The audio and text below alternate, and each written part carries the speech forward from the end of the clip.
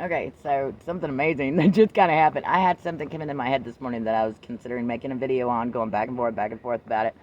Well, what's funny is that I just tried to, I was on YouTube's homepage, okay, and went to move my phone and accidentally, just touched part of the screen and this video started playing. Well, what was funny about that is that it was my video of it's time to get to work. So basically, that's God saying, yeah, do the freaking video. Okay, so I said something to somebody once, and what I said was, I don't want to die, but I don't want to live here.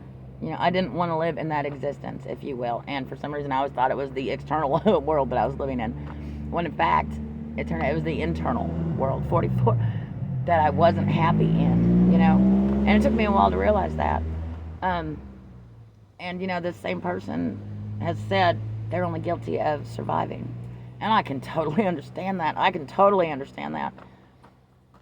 And at this point, with all the changes that I've made, I'm only guilty of existing, because I've done a lot of inner work, guys, and it took a lot. It took a lot of soul searching, and it took 111. Holy shit! It took a lot of external influences, if you will, forcing me into a situation that made me do that internal work.